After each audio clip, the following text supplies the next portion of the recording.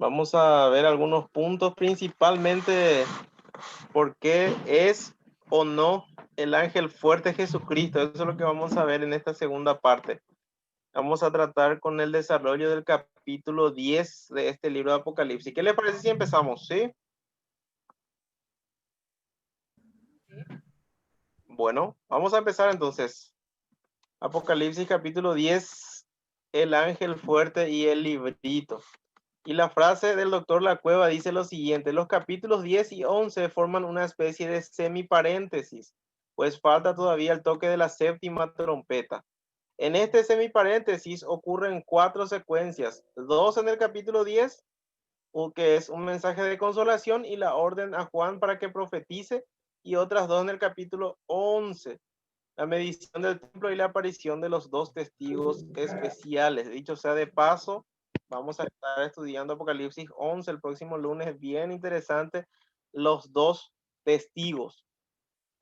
Bueno, vamos a empezar con la lectura de Apocalipsis capítulo 10. Vi descender del cielo a otro ángel fuerte, envuelto en una nube, con el arco iris sobre su cabeza, y su rostro era como el sol, y sus pies como columnas de fuego.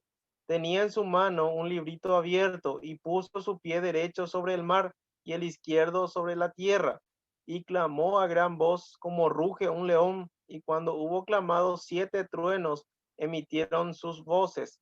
Cuando los 7 truenos hubieron emitido sus voces, yo iba a escribir, pero oí una voz del cielo que me decía: sella las cosas que los 7 truenos han dicho y no las escribas.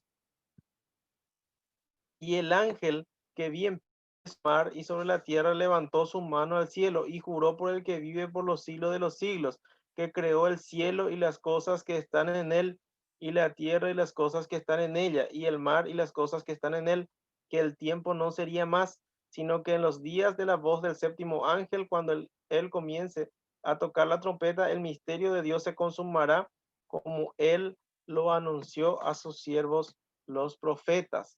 La voz que oí del cielo habló otra vez conmigo y dijo: ve y toma el librito que está abierto en la mano del ángel que está en pie sobre el mar y sobre la tierra. Y fui al ángel diciéndole que me diese el librito. Y él me dijo: toma y cómelo, y te amargará el vientre, pero en tu boca será dulce como la miel.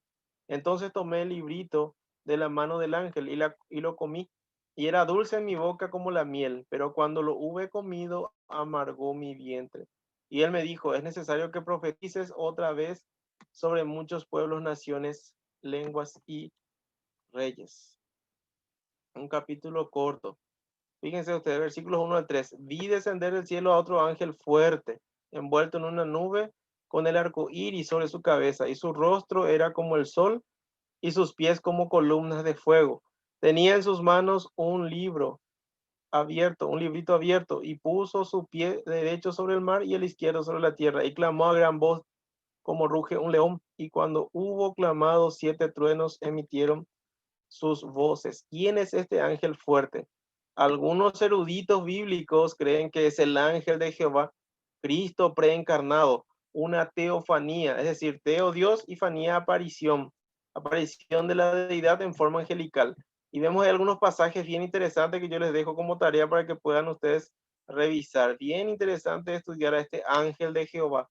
Génesis 16 aparece la primera vez a Agar, ¿verdad? Donde él habla con Agar y le dice que de su hijo Ismael iba a ser una nación grande.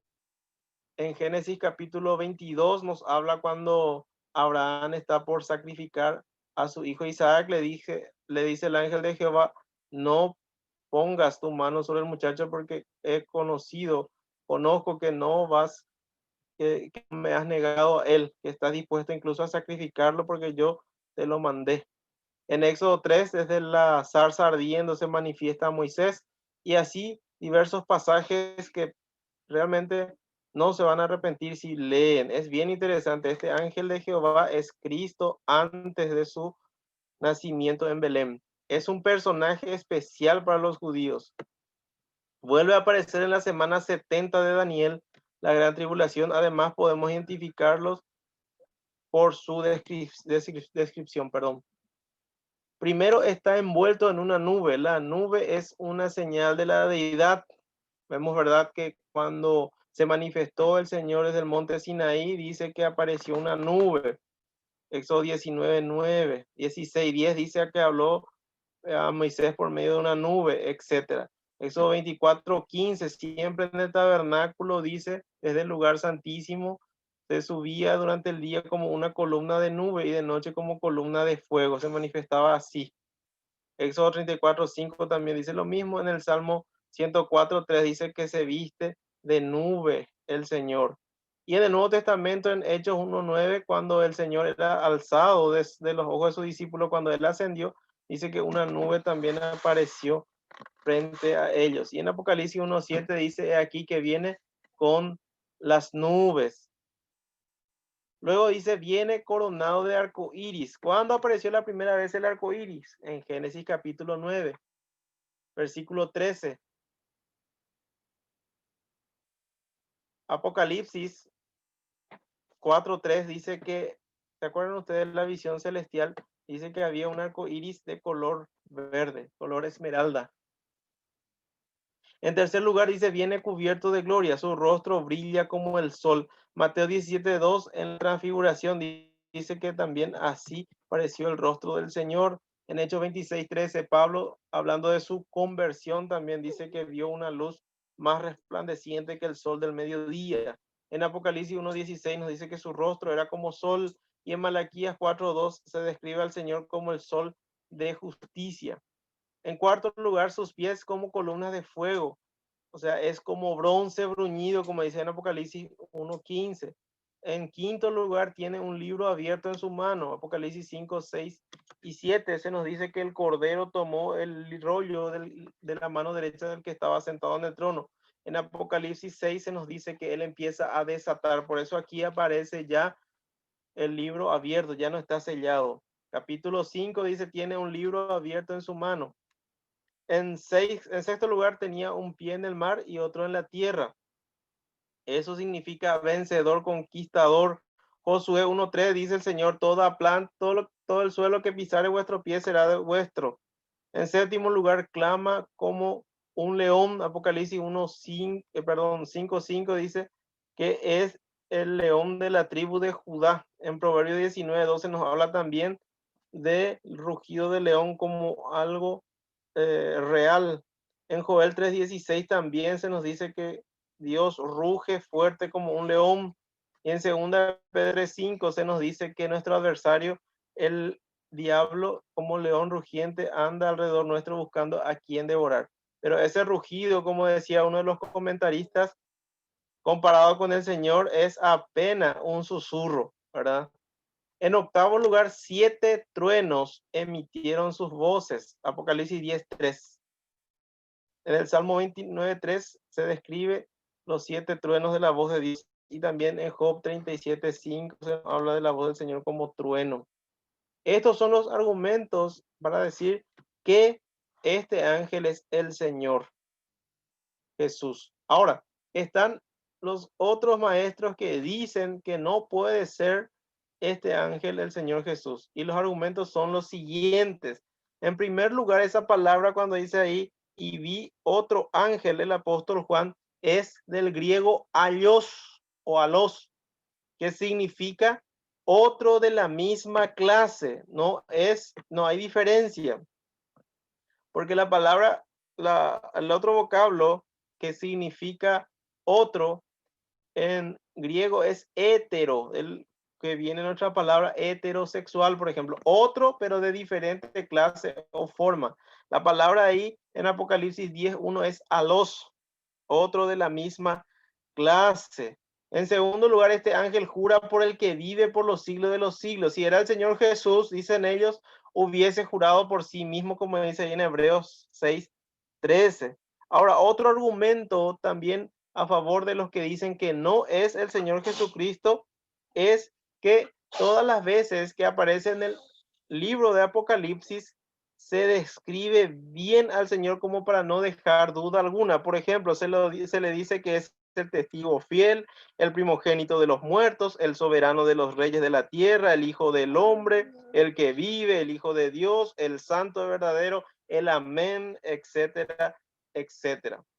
Otro argumento que suelen dar es que varias veces ya se utilizó, por ejemplo, en el capítulo 8 y también después en el capítulo 16 o 18, ángel fuerte, y no se refiere a Jesucristo. Es interesante, tiene muy buenos argumentos ambos lados. Por último, dice también que es inconcebible que Jesucristo, la segunda persona de la Trinidad, jure por otro. Si eran el Señor Jesús, dice, iba a jurar por sí mismo. Sin embargo, aquí dice que jura por el que vive por los siglos de los siglos. Y en último lugar, este ángel descendió a la tierra, vendría a ser como una venida del Señor que no se describe en ningún otro lado. Por lo tanto, este ángel no puede ser el Señor Jesús. Bien interesante. Yo dejo a criterio de ustedes que ustedes saquen sus conclusiones, pero de ambos lados hay muy buenos argumentos. Versículo 4, cuando los 7 truenos hubieron emitido sus voces, yo iba a escribir, pero oí una voz del cielo que me decía, sella las cosas que los 7 truenos han dicho y no las escribas. Es la única vez que se le pide no escribir a Juan. En Apocalipsis 22:10 se le ordena a escribir y no a sellar. A diferencia del libro de Daniel, que según Daniel 12:4 está sellado hasta el tiempo del fin. Por lo tanto, solo sabremos en el tiempo de la tribulación lo que emitieron esas voces de los 7 truenos, al son de la última, entre la sexta y la séptima trompeta, perdón. Entonces tenemos que hacer caso a lo que dice Deuteronomio 29:29. Las cosas reveladas son para nosotros y las secretas pertenecen a nuestro Dios. Versículos 5 al 7. Y el ángel que vi en pie sobre el mar y sobre la tierra levantó su mano al cielo y juró por el que vive por los siglos de los siglos, que creó el cielo y las cosas que están en él, y la tierra y las cosas que están en ella, y el mar y las cosas que están en él, que el tiempo no sería más, sino que en los días de la voz del séptimo ángel, cuando él comience a tocar la trompeta, el misterio de Dios se consumará, como él lo anunció a los siervos, a sus siervos los profetas. Luego el ángel juró por Dios, el creador, que ya no habría dilación. Cuando dice ahí que ya no habrá más tiempo, no significa que no vamos a ver minutos, días, años, etcétera. No. ¿Por qué? Porque vemos que después de la segunda venida de Cristo incluso hay el reino milenial, 1000 años. No se refiere al tiempo como nosotros lo conocemos hoy, sino más bien lo que se refiere es al retraso, ¿sí? A la tardanza, entre comillas, del Señor, que está él esperando que todo el mundo se arrepienta para que procedan al arrepentimiento y luego iniciar los juicios. Él en su misericordia, en su amor, en su paciencia está esperando. Pero aquí dice en Apocalipsis 10 que ya no va a esperar más. El misterio de Dios será consumado, dice ahí en el versículo 7. Al tiempo de la séptima trompeta. El misterio de Dios tiene que ver con el plan de Dios de castigar a todos los malvados y de introducir su reino, el reino de su Hijo, perdón.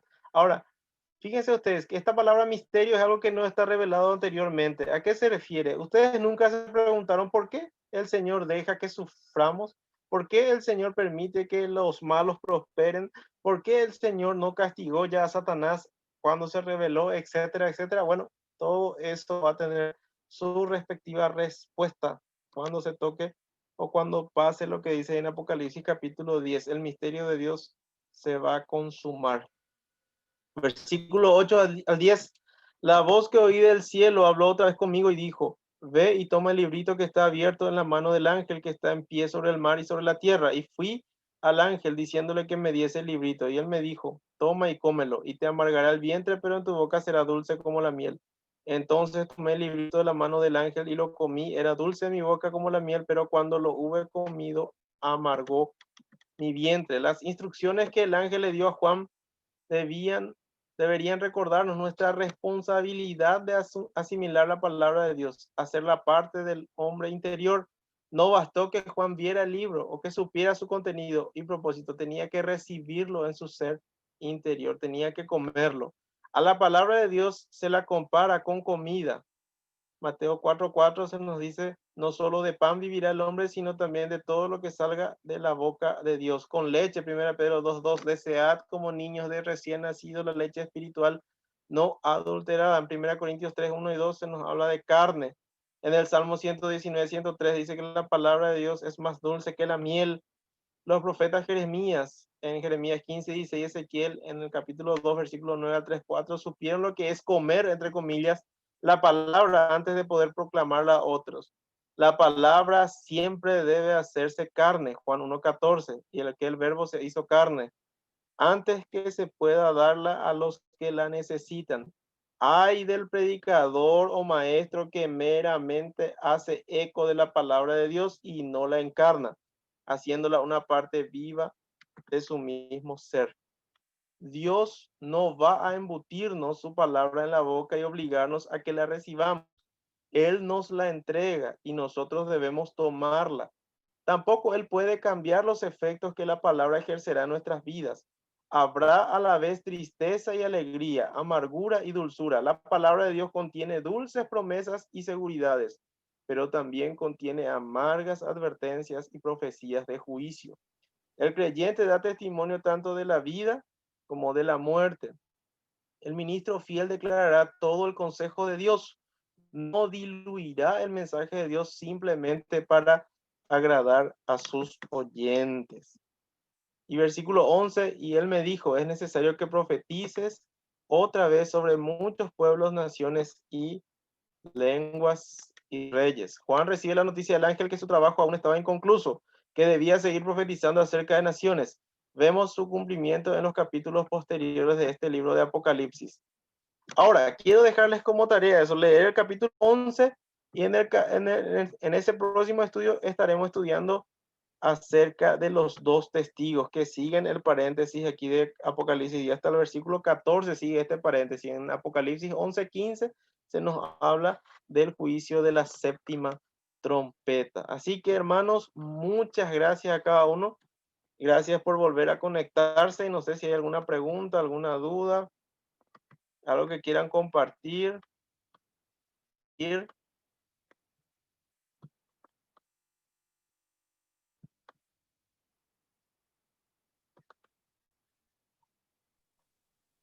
David. Nada, muchísimas gracias, Manuel, por tu tiempo. Realmente 1 hora y media también de preparación. Muchísimas gracias, en serio. No, gracias a ustedes a cada uno. Bueno, quería hacer alguna pregunta. Yo ya que nadie me hace preguntas, yo quiero hacer preguntas. ¿Qué piensan ustedes acerca de ese ángel fuerte? ¿Es o no Jesucristo? Acá hay un debate extremadamente extenso. Sí. Y sobre eso justamente. ¿Y es o no, Lisan? No. No es Cristo. No. ¿El resto? ¿Qué dice? Yo tampoco creo que sea el señor Rey. Muy bien. ¿Después el resto? Yo tampoco, Manolo. Muy bien, excelente. ¿Después? Yo concuerdo con los demás. Y le trae interés, Milton. La mayoría. No, es interesante. Yo tampoco realmente toda mi vida, hasta esta semana, pensé que era el Señor Jesucristo. Incluso la vez pasada en la lección anterior yo di a entender que era Jesús. Pero realmente hay serios argumentos, ¿verdad? Que ahora puse y me parecen muy, muy interesantes. En el sentido de que, como decía el doctor Magui, ¿verdad? Tanto en uno o en otro grupo vamos a estar bien acompañados. Gente muy seria, gente que estudia la palabra de Dios en forma, están en uno y otro bando, pero realmente la evidencia parece decirnos más fuerte que no es el Señor Jesús. Nunca aparece en el Nuevo Testamento y en el libro de Apocalipsis como un ángel. Pero no deja de ser interesante el debate. ¿Alguna otra pregunta? Eso también son los argumentos que a mí me hacen pensar que no, ¿verdad? Que solo en el Antiguo Testamento él se revelaba como Cristo preencarnado como un ángel, y que acá en el Apocalipsis le tenemos como el Cristo glorificado, como el cordero que está a cargo de todo lo que es la trompeta, y ahí se le da una segunda función. Así mismo. Cierto. Y aparte por el juramento en sí, como dice también, ¿verdad? No jura por sí ¿Verdad? mismo, Porque sino no jura jura por por el sí. que vive por los siglos de los siglos. Nos da a entender que es otra tercera persona, no él. Bien interesante realmente. Muchas gracias a cada uno por su tiempo. Si no hay alguna pregunta, alguna duda, algún comentario, entonces nos despedimos por esta noche. Muchas gracias. Manolo, Gracias a antes, ustedes, muchas bendiciones. Sí, Jorge. hablé con Dani ayer al respecto, que en uno de los audios hablaba, decía, sobre el capítulo 9, mencionando el Sí, abismo, que fue donde bajó Jesucristo los 3 días que estuvo antes de su resurrección. Y ahí exactamente. en uno de El los momento audios decisivo.